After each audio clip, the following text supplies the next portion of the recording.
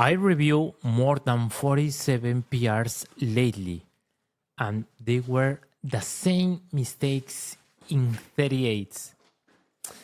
Drupal service call inside classes, not catch tags. Hook implementation ignoring Drupal 11's hook attributes entirely. No way. The AI wasn't broken. It just didn't know Drupal well enough. So basically, I spent quite a while every night building the system that fixes that. So here I am introducing Drupal AI, production-ready AI workflows for enterprise Drupal teams.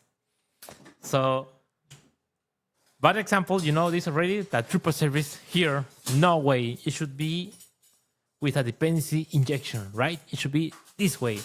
So before, when asking Cloud the following prompt, create a custom service with entity type manager and logger injected for a quick example, hello world in the module, my module example, it was creating this bad example. No way. It has to be with a dependency injection, right? So that's why I built Drupal AI, which is basically a set of skills, agents, rules, and hooks. And today I'm going to be talking about the skills. Okay, so for that, you can see here in the GitHub repository, they have contributed all the skills, okay? I have here a Drupal project, okay, which is Drupal 11.3.8. And then you can see here all the skills. So I did a git clone, and then I am having here all the skills. And now I'm going to cloud, okay? Basically, quickly, this is Drupal project. I type cloud, then boom, there you go. And then what I'm gonna be doing is copying and pasting the prompt, okay? This prompt. Let me do it. Let me do it here in this demo. Put it right here, and then boom. So before, remember always the problem. It was generating this code, okay, which is calling the direct service called inside a class, and we don't want this Drupal service. We want the dependency injection way, okay. So you can see right here, it has loaded the skill Drupal services. Why? Because it has the service word here services, and it tries to infer, guess the next token. Let's take a look at here, because whenever you prompt, it basically reads the cloud.md file, which I have it right here, cloud.md file, and I also have instructions in the GitHub repository, okay? And now here is also calling, it's trying to find any skill, if there is any. In this case, it says that it has loaded the skill Drupal services. So let's take a look here, Drupal-services. Let's put it right here, skill MD file. It says the description, Drupal services, and here in the name. Perfect, it has found this. It has found this Drupal services and dependency injection for controllers, form, and plugins. Inject services into plugins, custom plugins, and services using container factory plugin interface and services.yaml. So it says here, okay, this sort of matches, and then I'm gonna load the skill Drupal services. Perfect. So it has loaded this skill, and this is basically instructions. This is instructions in Markdown that it says, and the core principle one is never use that Drupal service, which is in classes. Instead of that, inject via constructor, which is basically our thesis, right? Don't do this way. Instead, do this way. Perfect. And this code snippet is here. So Cloud knows, instead of using the Drupal service, use dependency injection. Injecting via constructor. And then more code snippets also that make sure you know how this is defined as services.yaml. So let's take a look. Okay, it says here to create a service. Yes, do it. Okay, it's creating the service folder. Yes, I don't have a module. Yes, as you know, I don't have the module. So it should be creating the module Okay, my module example. Yes, here's the service. Yes, an info.yaml that is going to be creating. Yes, dot service dot YAML for sure. Okay, let's take a look at here. Okay, we have the info.yaml here, and now we have my model example services right here. Perfect. And now it's trying to create the service file, hello world service. Yeah, perfect. And it's injected by a constructor, and it's not using anymore the Drupal service. Yes, generate this for me. Okay, it says here a summary of the file that has been created. Let's take a look at here. Perfect. I have the hello world service. Yay, this is amazing. Nice. And now it says that I can use it. Yeah, I can use it right away. How can I use it? Copy and paste this one. Oh, of course, make sure you have the module enabled. It says my module example. Perfect. And then going to execute PHP CLI. Awesome. Then I can call the Drupal service, right? Let me copy and paste. And then what's the method that this has created? It says greet, right? So let me use the greet method and then like Eduardo. Enter. Boom. There you go. It says here, hello, Eduardo. Perfect. Amazing.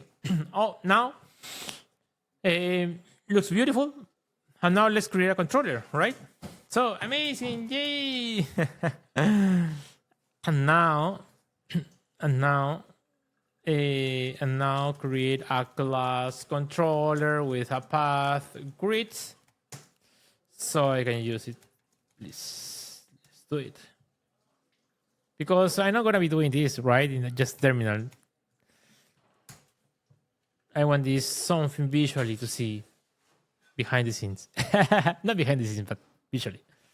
Okay, it's creating the controller. Yes, create a controller for me. The controller is called grid controller. And they're here on the controller. Perfect. Okay, I have the grid, and I have my routing. Okay, grid. And then I can copy and paste this path right here. And it says, page not found. Oh, what happened? It should render. I have the module enabled. Yeah, I did enable the module, but what happened? Let's see. Let's say bye-bye. Let's clear caches just in case. Hey, here it is. Hello world. Publish nodes 3. Perfect. Classic issue of clearing caches. Grid controller. It says here grid, right? Grid, hello world. I can change world. Yay! And then enter. Then there you go. Perfect. It's working. Nice. Amazing. Publish nodes here. Yep. So this is working fine. Amazing. Let's keep going. Let's take another example.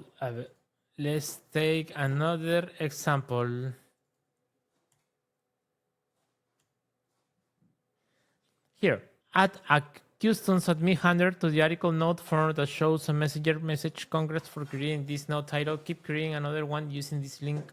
Node add article using Drupal link API. So let's copy and paste one.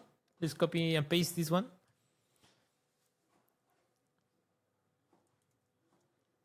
Perfect.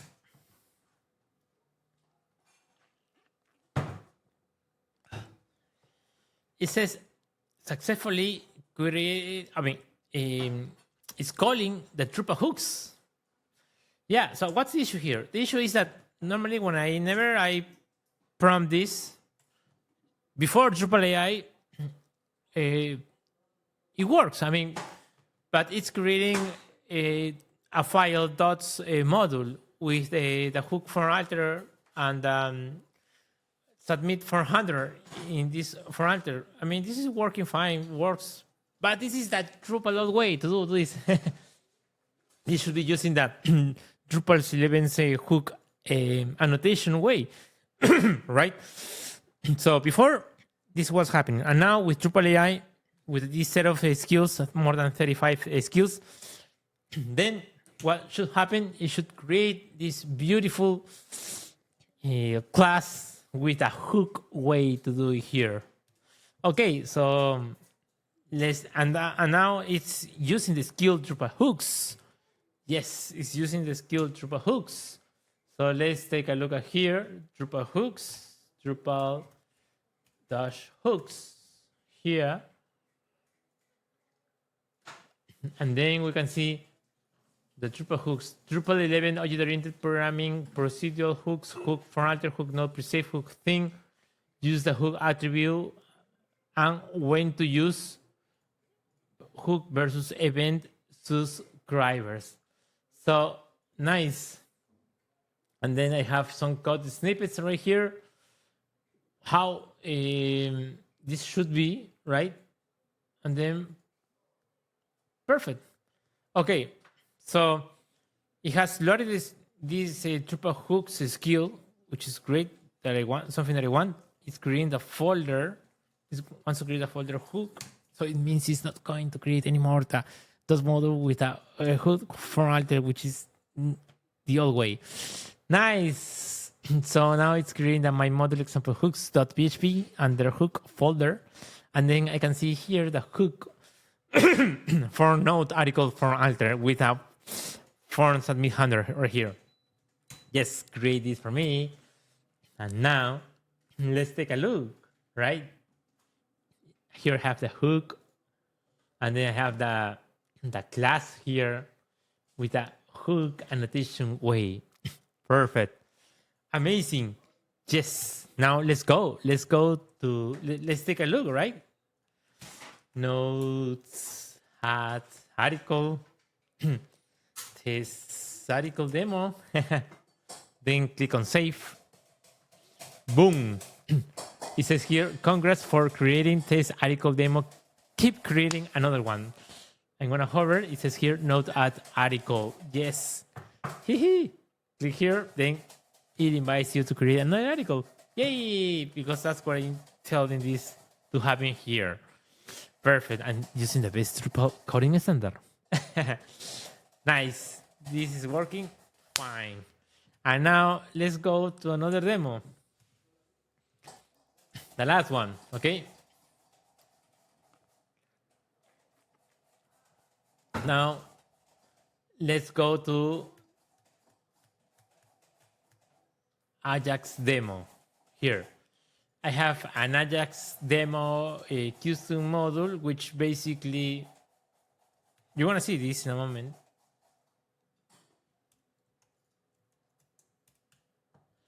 This is Ajax demo color picker, which if I change this red to green, green to blue, and so on, it is an Ajax way. You can see the processing, right? It changes and basically displays what is your current option. Nothing more than that. Then I have here a form. This is how it's built in the form, right? With the form with the options, and then I have a classic Ajax way here, a callback that is calling this update preview whenever it changes. Then basically it's gonna return this response. It's gonna update this form preview, this container, which is basically changing and displaying the current color. You pick which color, this one, blue, green, red, purple, and so on.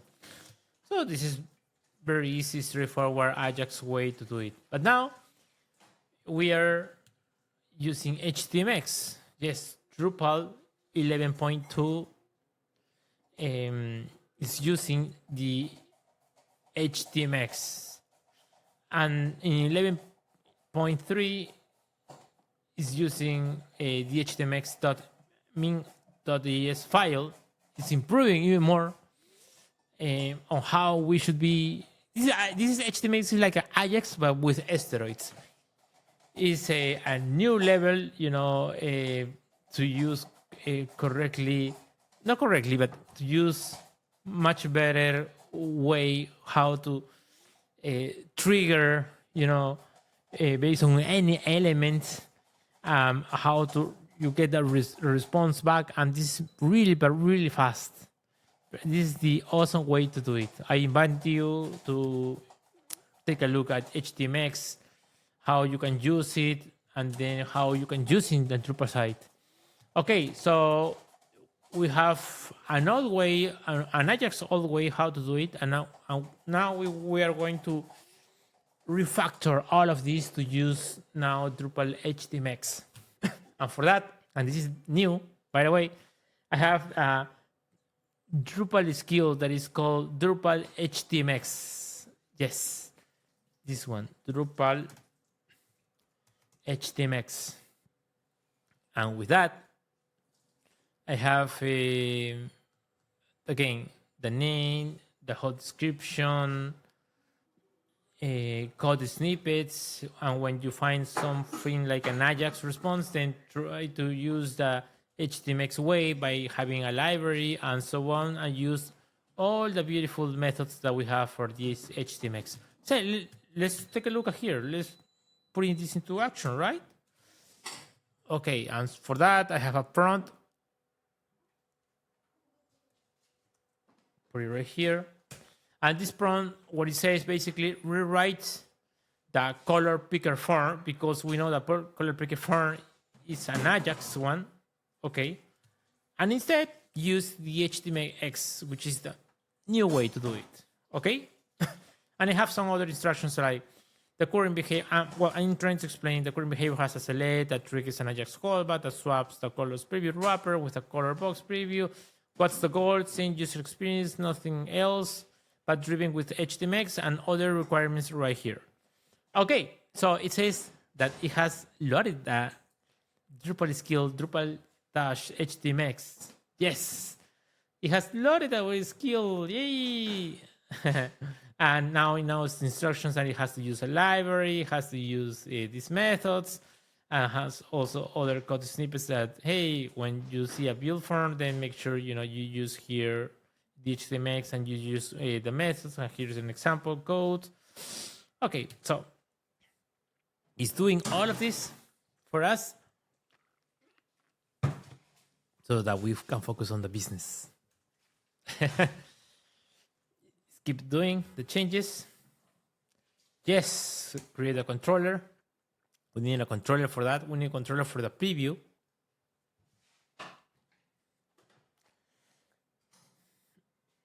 Okay. It's basically doing the refactoring for the color picker form. Yes. Do you want to create a color preview controller? Yes. Do you want to update a demo, Ajax demo right in the YAML? Yes. What else? The libraries? Yes, because I need a card Drupal.htmx dependency, and I have a new library that's called color picker that basically is going to be calling that card Drupal htmx. Perfect. It just did. So let's take a look at here. Color picker form. Has this been updated? Yeah. Now it's using the library, as I mentioned, Ajax demo color picker, which is here in the libraries. Yes. And now it's also using the htmx right here with the methods. Remember the skill with all the methods right here? Yep. And it's using all of this. It says, hey, by the way, use the routes, the new routes color preview. Where is that one? It's right here. What is this one? Is in the controller. And then it's using the preview. And then it's basically displaying your current selection. Nice. So that's awesome. And then, boom, there we go. We have to have an identifier. And then we have everything right here, the rest. So let's take a look. Let's copy and paste and put it in another tab. Let's change this to red. Boom! It works. Blue, green, and purple. Let me also show you quickly here. Let me refresh the page. Let me choose, for instance, red. Take a look at here. A new HTTP request here. Okay, take a look at here. New HTTP request preview. And now we can see here in the headers, okay, Ajax demo preview, okay, which is basically our controller, remember? Our routing Ajax demo preview, and this calls the preview one, right? Calls the preview method, this one, boom. And then we have the payload, the color. Yes, we have the color, and we are grabbing here the color. And then we have a preview, right? We have the preview, a red, and then you pick red. We can also debug here, dump. Let me type it here, color, and then when I refresh, now open this one, refresh again, green, blue, blue, yay! Let's red, red. Here's red, perfect. This is all working amazing. So I hope you love this demo. Let me know if you have any questions or comments. It will be a completely pleasure. I've explained the skills, just 3 skills, but I have more skills. And also, I even didn't explain the following that I have added instructions for people who are using Codex, because I also use Codex. You can use a symbolic link right here. And then you can also have agents. I haven't even explained none of these agents. You're going to love it when you use like Drupal backend dev. And that it has also skills right here, pre-populated skills. But that's going to be for another show and tell. And also, just to spoil a little bit, is that you have commands. My favorite one is the review PR. With the review PR, it basically does you pass a pull request number, and it goes to that branch, does a PHP coding standards. First goes to the branch, does a git pull, configuration import, a composer install, address database, and also it runs the PHP stamp, PHP CS. Also does a whole review based on another agent, and also invites you with questions to, hey, do you want to commit this immediately, post as it is in the Jira, post partially, approve it, not approve it, and then different options. Of course, you have to make sure that you update here your mappings, right? Because a user can have a different username in GitHub than in Jira. So make sure you have done this so that this works on the fly. So you can change from draft to in review in GitHub, and then in Jira from in progress to in code review, in review. So it all works amazing. But so these commands that we'll have another show and tell. Yeah, so I hope you love this demo.